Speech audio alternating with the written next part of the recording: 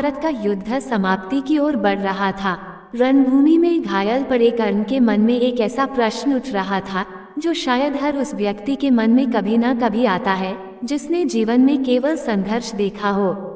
कर्ण ने श्री कृष्ण से पूछा, मुझे ही सबसे ज्यादा दुख क्यों मिला? जन्म से लेकर मृत्यु तक मुझे केवल अपमान, तिरस्कार और पीड़ा ही क्यों मिली?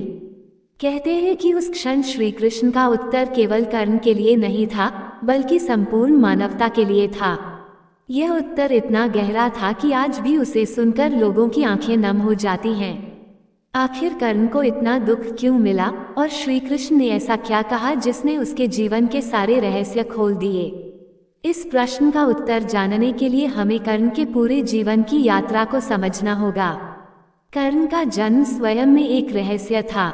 उनकी माता कुंती थी, जिन्होंने महर्षि दुर्वासा से प्राप्त वरदान के प्रभाव से सूर्यदेव का आह्वान किया था। सूर्यदेव के तेज से कर्ण का जन्म हुआ। जन्म लेते ही उनके शरीर पर दिव्य कवच और कुंडल थे, लेकिन समाज के भय और लोकलाज के कारण कुंती ने नवजात कर्ण को एक टोकरी में रखकर नदी में प्रवाहित कर दिया। सोचिए, जिस बालक ने संसार में कदम रखते ही अपनी मां का स्नेह खो दिया हो, उसके जीवन की शुरुआत कितनी दर्दनाक रही होगी। अधीर और राधा ने उसका पालन पोषण किया, लेकिन उसके मन में हमेशा अपनी पहचान का खालीपन बना रहा। यही पीड़ा आगे चलकर उसके जीवन का सबसे बड़ा संघर्ष बनी। जैसे जैसे कर्ण बड़े हुए, उनकी प्रतिभा सबको चकित करने लगी। वे धनुर्विद्या में अर्जुन के समान या उससे भी अधिक कुशल बनना चाहते थे, लेकिन हर बार उनके सामने एक ही प्रश्न खड़ा कर दिया जाता था, तुम्हारा जन्म किस कुल में हुआ है? उस समय समाज व्यक्ति की योग्यता से अधिक उसके जन्म को महत्व देता था। जब कर्ण ने अपनी प्रतिभा दिखानी चाहिए, तब उन्हें सूतपुत्र कहकर अपमानित किया गया। उनके हृदय में ये चोट बार बार गहराती गई।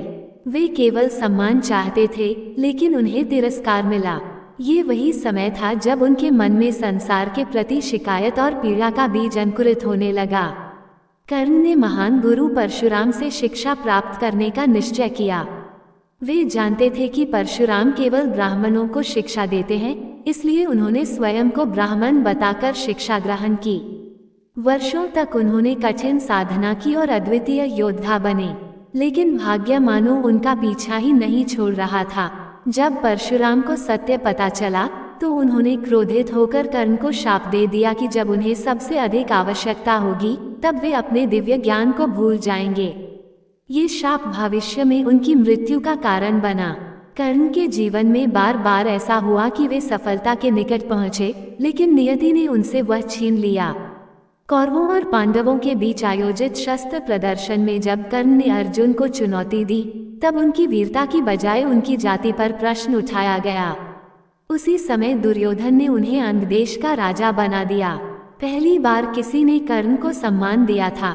यही कारण था कि कर्ण ने जीवन भर दुर्योधन का साथ नहीं छोड़ा। बहुत लोग इसे उनकी भूल मानते हैं, लेकिन कर्ण के लिए यह मित्रता केवल राजनीति नहीं थी, बल्कि कृतज्ञता का विषय थी। जिस समाज ने उन्हें ठुकराया, उस समाज के विरुद्ध खड़े व्यक्ति ने उन्हें पहचान दी। यही भावनात्मक बंधन आगे चलकर उन्हें धर्म और मित्रता के कठिन द्वंद्व में ले गया। महाभारत के सबसे जटिल पात्रों में कर्ण का नाम इसलिए आता है क्योंकि वे जानते थे कि दुर्योधन हमेशा सही नहीं है, फिर भी वे उसके साथ रहे। द्रौपदी के अपमान के समय उनका व्यवहार आज भी आलोचना का विषय है। यही वह क्षण था जिसने उनके चरित्र पर सबसे बड़ा प्रश्न चिन्ह लगाया। श्री कृष्ण जानते थे कि कर्ण के भीतर महानता भी थी और दुर्बलताएं भी। कर्ण दानवीर थे, परंतु कभी कभी गलत पक्ष का समर्थन भी कर बैठे। यही कारण है कि उनका जीवन केवल एक पीड़ित व्यक्ति की कहानी नहीं, बल्कि कठिन नैतिक निर्णयों की कहानी भी है। युद्ध से पहले श्री कृष्ण स्वयं कर्ण के पास गए और उन्हें उनके जन्म का सत्य बताया। उन्होंने कहा कि तुम कुतिपुत्र हो, पांडवों के बड़े भाई हो। यदि चाहो तो हस्तिनापुर के राजा बन सकते हो। ये प्रस्ताव किसी भी व्यक्ति का जीवन बदल सकता था, लेकिन कर्ण ने इसे अस्वीकार कर दिया। उन्होंने कहा कि जिसने संकट में मेरा साथ दिया, मैं उसे नहीं छोड़ सकता। ये निर्णय उनके चरित्र की महानता भी दिखाता है और उनकी नियति को भी तय कर देता है। वे जानते थे कि धर्म किशोर है, लेकिन मित्रता का ऋण उनके लिए सर्वोपरि था। युद्ध के 17वें दिन कर्ण और अर्जुन आमने सामने आए। यही वह क्षण था जिसका वर्षों से इंतजार था। युद्ध के दौरान कर्ण के रथ का पहिया धरती में धंस गया। परशुराम का शाप सत्य हो चुका था। वे दिव्य अस्त्रों का प्रयोग याद नहीं कर पा रहे थे। उसी समय श्री कृष्ण ने अर्जुन को अवसर न गंवाने का संकेत दिया।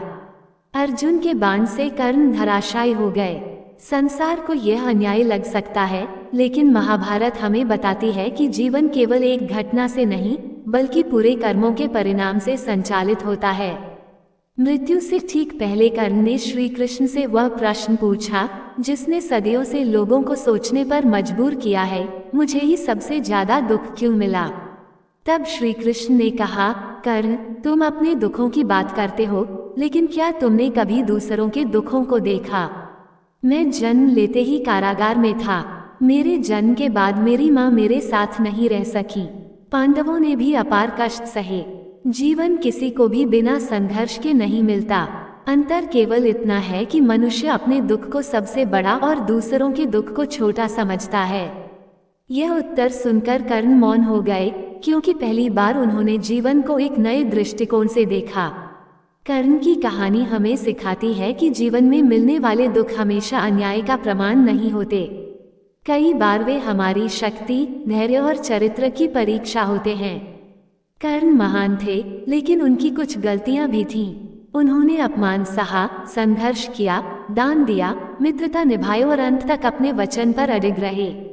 यही कारण है कि आज भी उनका नाम सम्मान से लिया जाता है। श्री कृष्ण का संदेश स्पष्ट था, अपने दुखों को जीवन का अंत मत समझो, उन्हें अपनी शक्ति बनाओ। यदि कर्ण जैसा योद्धा अंत समय में ये सत्य समझ सकता है, तो हम भी अपने जीवन को नई दृष्टि से देख सकते हैं। यदि इस कहानी ने आपके हृदय को छुआ हो, तो वीडियो को लाइक करें, अपने विचार कमेंट में लिखें, इसे अपने प्रियजनों के साथ शेयर करें और ऐसे ही ज्ञानवर्धक प्रसंगों के लिए चैनल को सब्सक्राइब करना न भूलें।